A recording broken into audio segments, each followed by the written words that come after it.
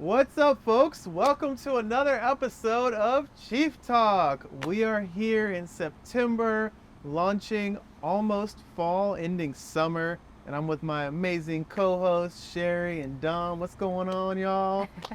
Y'all feeling all right? I'm just glad it's not super hot. Yes, yes. Finally, we got a little bit of rain as September came in.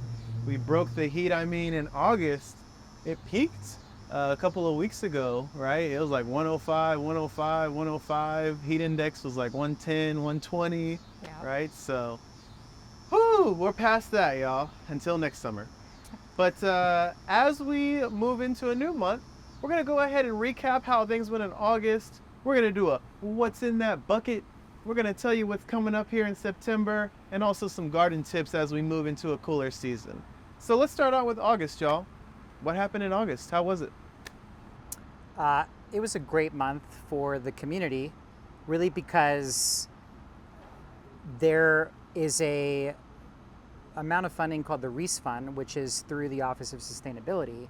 And through a competitive process, Gardopia was awarded a grant to implement community solar here at Gardopia, and then also expand our community tool library, really putting more tools to make more resilient behaviors and strengthen all of the community here. So I remember when it was Winter Storm Uri and we didn't have any power, right? And it was really hard. It can be challenging on the grid. But the sun was shining. The sun was shining, right? And so, at least for us, we're now going to be able to put up the battery bank, the inverter, have our solar panels. So, during those really tough times where, the grid might be stressed, maybe even in peak demand, if people need to come up here and maybe they need to, charge their phone or charge their laptop or, have the internet, right? That those things are going to be reliant. Cook. Yeah, cook. All of these have warmers, right? I remember Winter Storm Uri when they were doing the rolling blackouts. I was trying to cook avocado toast. Yeah. But you only had electricity for like 60 seconds. Yeah. So I could never get the egg to fully cook. It was horrible. Yeah. So that's a great thing, and it's a great success for a notion called community solar, and got to have it. The second thing is Gardopia was awarded its first federal grant through the United States Department of Agriculture, the USDA. Woo! Yeah, big stuff. And so it was for Farm to School, which is to be one of 5 awards here in Texas. Only one in the city. Only one in the city. Really great. But what that allows us to do is digitize our curriculum and create high quality videos like you guys are seeing right now. But do that for kids, right? So Gardopia cannot be everywhere, right? A Gardopia employee cannot be everywhere. There are so many schools that are out there. And so being able to digitize that curriculum, create high quality videos that are accessible, all the way from kindergarten to high school, that rocks. And that's really gonna help out, teachers, who are hundreds of miles away, right? Be able to experience and have high quality programming and videos around them. Yeah, that's really big. You talked about the COSA funding. Many of our partners also received funding. So I just want to give a shout out to Sustainability Office, the City of San Antonio, CPS for investing in sustainability, because a lot of this funding came from an overflow of funds due to a peak temperatures in the summer of 22, I believe. And so now we're 2 years in to that program, and it's really uplifting community organizations. You talked about the USDA as well, and for a small grassroots organization to be able to compete at a federal level, it doesn't happen every day. And so it's a testament to our past funders. It's a testament to the work that we did at Young Women's Leadership Academy Primary in 22-23. And we're going to be bringing some high quality content, not only here in San Antonio, but really it could scale across the nation. So big things up and coming. Sherry, what else we got going on in August? Besides buying these bright pink overalls in August, we had a great time with UIW, the University of Incarnate Word, volunteering at Young Women's Leadership Academy Primary. I think we had over 30 volunteers, and they did a great job taking care of our fruit pasture that's out there and helping us with irrigation and weeds. So we're going to give them a shout out. Thank you. We also had a really great black soldier fly workshop by our very own Cohen, and he did a great job explaining the wonderful benefits of having black soldier fly. I didn't know that they were 68% protein, and they have all these wonderful minerals and fats that chickens love, birds love it too. And they're one of the fastest decomposers that you can add into your compost. So yeah, I learned something new. It was a great workshop. Other than that, yeah, that's all I have for. Well, workshops and volunteerism are pivotal, are critical components of Gardopia, right? There's no way that we could do all this work with a staff of, 10 to 15 folks, because we're stewarding probably between 15 to 20 acres now at close to 60 sites. And so having UIW come out, the cross country, shout out to Coach Riedel and Coach Dupre, which are national champions, Peckham, was great. It was hot in August when they came out, but they did good work, and I was able to go see them at the Little Red Barn afterwards and catch up as well. So yeah, just volunteerism. And if your organizations want to volunteer, of course we have our volunteer days on Saturdays, but we work with colleges and corporations and local organizations to be able to essentially come out and volunteer during the week as well. So maybe you want to volunteer on a Friday morning or a Thursday afternoon. We can coordinate that. So just send us an email to info@gardopiagardens.org.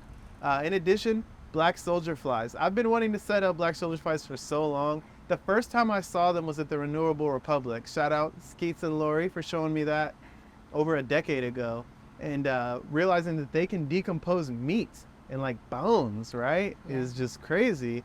And then not only decomposers, but they're also, like you said, a food source for our small livestock. So it's decreasing our inputs in regards to food and reducing our costs. And also it's helping close that loop of the food system and food waste. So Cohen actually uses expired cat food. And so he says for what? For growing his black soldier fly larvae. Oh, there we go. Expired cat food. It's a little bit of meow mix. Yeah. When they just come, I feel like black soldier flies come naturally, right? Especially when you leave stuff in your dumpster a little too long. Yes. So now we're putting them to work. And speaking of black soldier flies and feeding our chickens, we also finished we're about 90%. I gotta give a big shout out to Turner Construction, who constructed this amazing structure that we couldn't have built by ourselves. I'll be quite honest. It's 15 feet by 20 feet. They had a whole project team, super organized. So shout out to those interns in Turner Construction for building really almost everything we need. So now we're gonna go make some fine tuning, and you should be able to come check it out at our farmers market in September. I'll touch on that in a moment. But this chicken coop that they constructed has 4 different rooms in it. It has the main run, which is available to the hens. It has the hen room where they can roost and sleep at night. It has a incubation room where we'll be incubating our baby chicks so that we can have more chickens to deploy throughout the city. And it has a rooster room as well. And so that's where we can do breeding so that we can create fertilized eggs. And the city of San Antonio expanded the amount of chickens you can have from 3 to 8. So you can almost get 8 eggs a day in peak laying time. And you got to think, for a family of 4, that's 2 eggs per person, right? And essentially, if everybody that has the ability or has a backyard to have chickens does that, then one, you're going to create a protein source. You're going to reduce some of your grocery costs, right? Because we know eggs are increasing in cost, and they taste better. Sherry, why do you love to have chickens? So I definitely do it for the eggs, but the number one reason why I have chickens is because they eat my food waste. And I love just, finishing a meal, and I love just giving them the extra after that. Eggs are just a secondary they're great benefit. composters. That's right. Yes, That's right. yes. And they're also good for pest management, right? So you can do channels around your garden to help with that. And so, and they're just like little therapeutic animals. People love the chickens. So it was so hard to get into our chicken coop. Like, the door was always getting stuck. The glass on the window was like falling.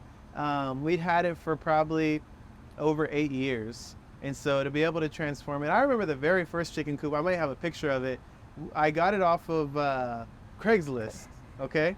And it was just like a little, almost like a rabbit hutch is really what it looks like. And then I got pallets, and I put pallets over the area for the run, and then I just did some welded wire over the top. So that was the first chicken coop that we built pretty much for free. And then the second chicken coop, we got Dominic's greenhouse from his aunts. Yep. Went and picked it up.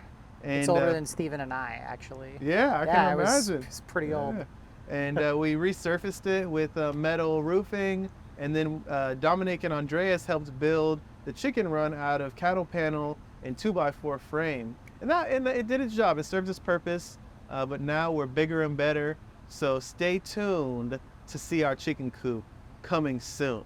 But before we go into September, it's time to know what's in that bucket. What's in that bucket? What's in that bucket, y'all? Do you know what's in that bucket? You're about to find out right now.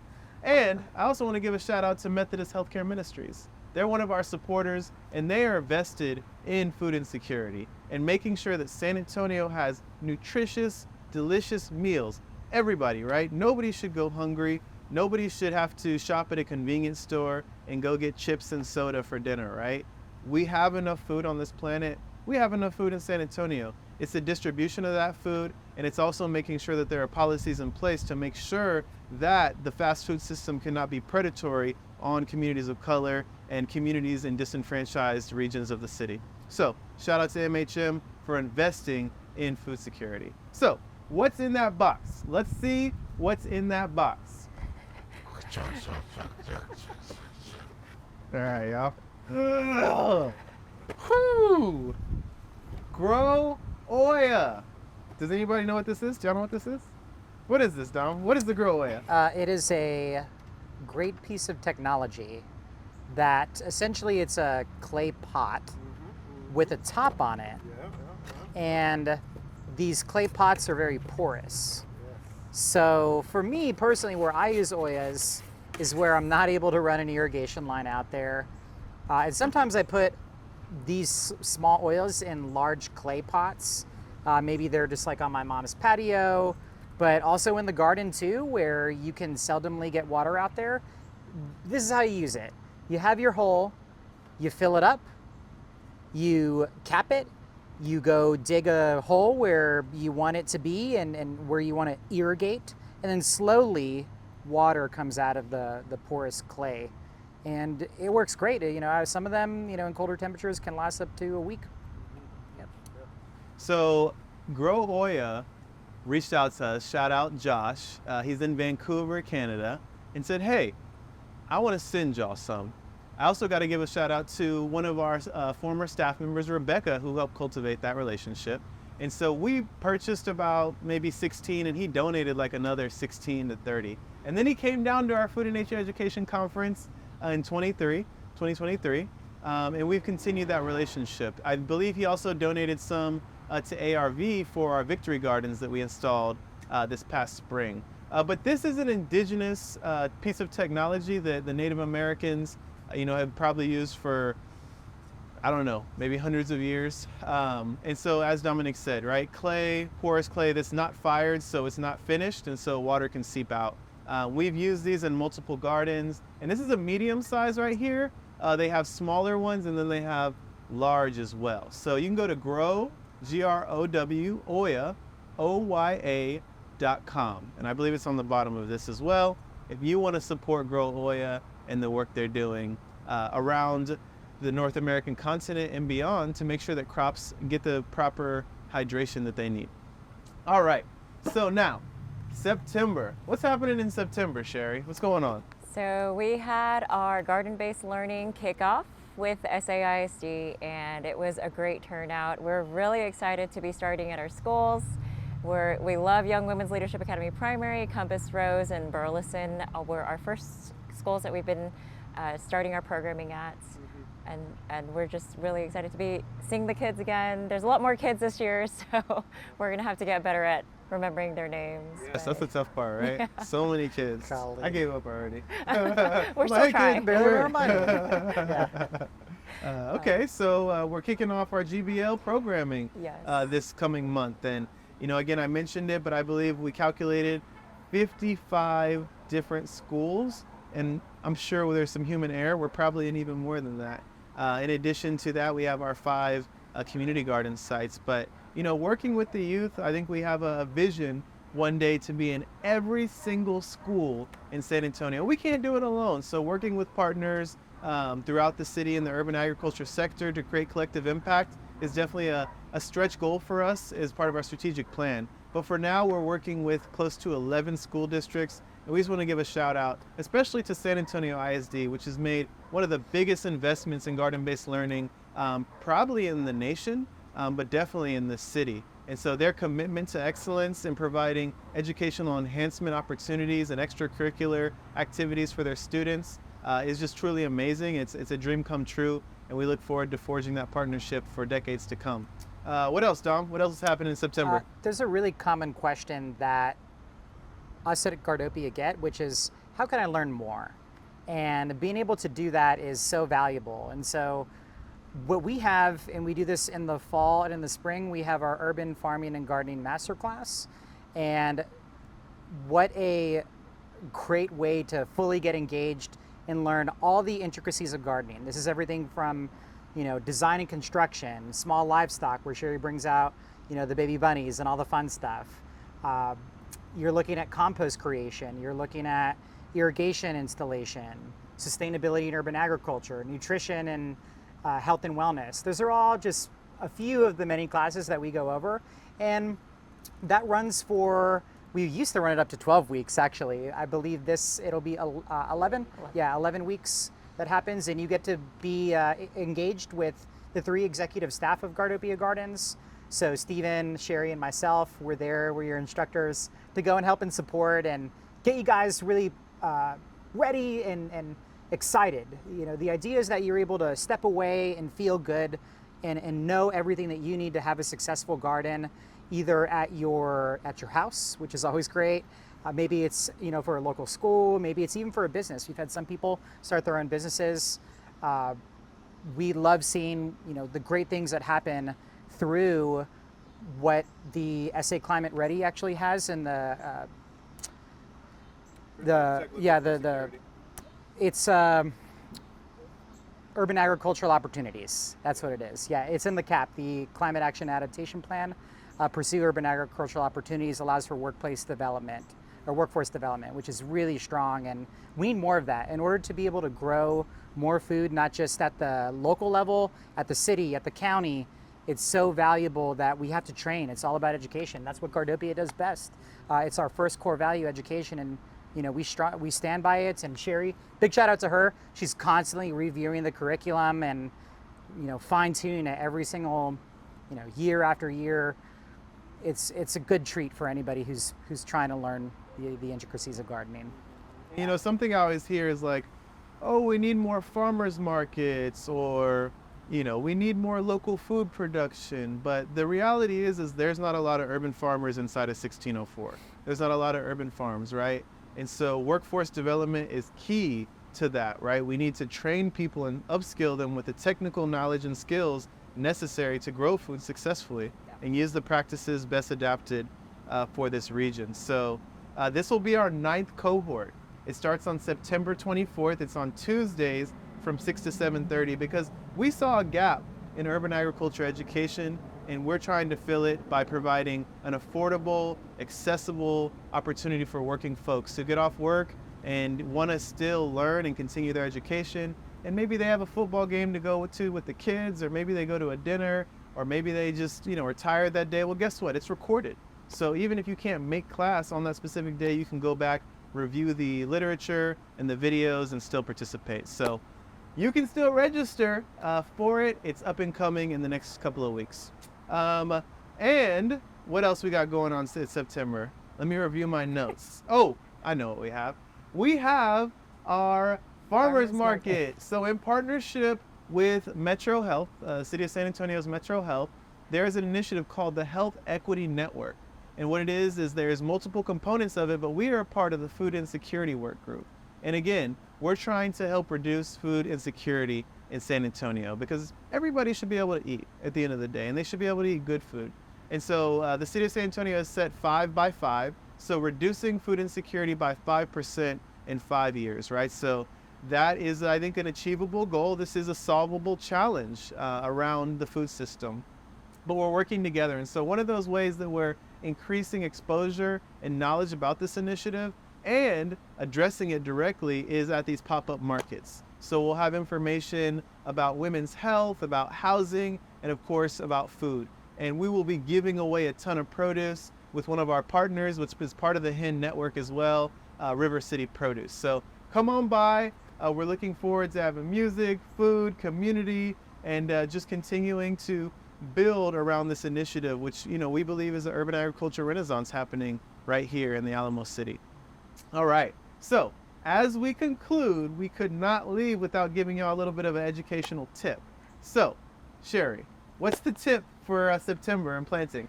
So this is my tip for those of you who grew flowers like I told you to back in May. This is the time to deadhead. And so what does that mean? That means that if you see a dry flower, which is all brown, you're gonna cut it off, right? And so deadheading is really important right now. So your plant isn't putting more energy into that when it could be growing, more roots or leaves. And seed saving. So seed saving, what's the best way to seed save? So I just did a lot of seed saving for tomatoes.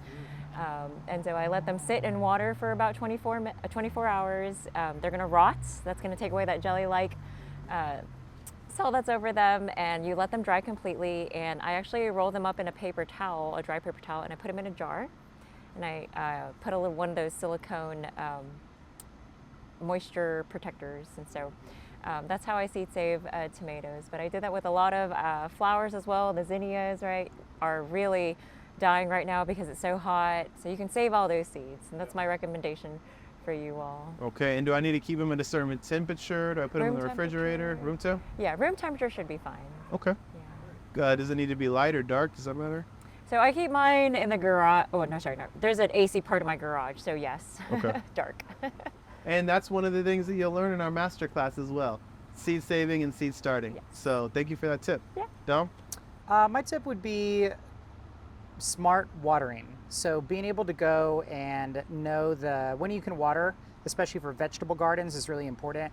So the tip is you can water every Monday, Wednesday, and Friday on your vegetable garden. In the morning, that is from 5 in the morning all the way to 10 in the morning. And then at night, that's going to be from 9 p.m. to midnight. So being water smart is so important. San Antonio Water System, SAWS, is really leading the effort in water conservation. We know it's a very important resource, especially here in Texas. And so being able to know, what I can do and looking at your plants, but some people may think, I want to water more than just that. You can hand water any time of any day. Just get your hand water, fill up your 5-gallon bucket, whatever it be, maybe throw in a little bit of fish emulsion in there to feed your plants. But smart watering is so important, and just educating ourselves on water so that we can protect and love our precious resource is so needed.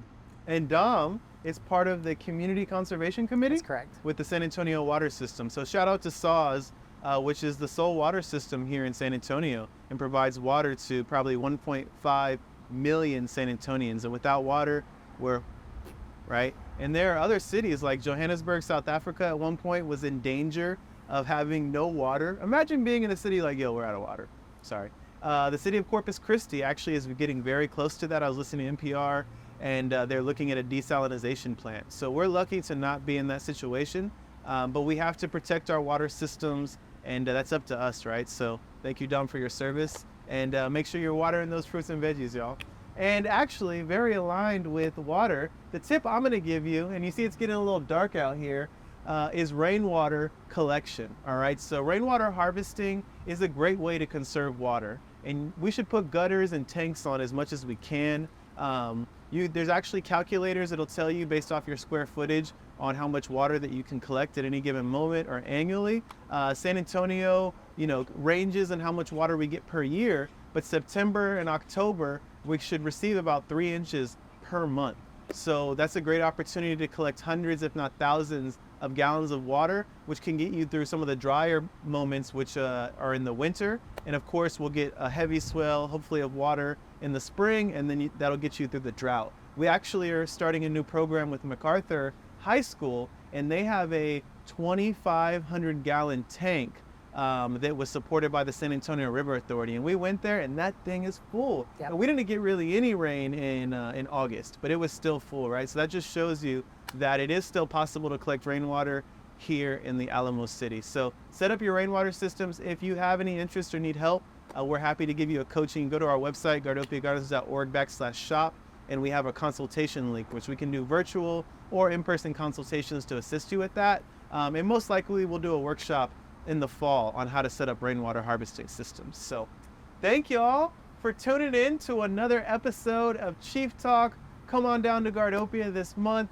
Get your gardens growing. The fall equinox is on Sunday, September 22nd, and you'll have a solid 3 months to grow warm weather crops until we get into the winter season later into November and December. Till next time, y'all. Peace.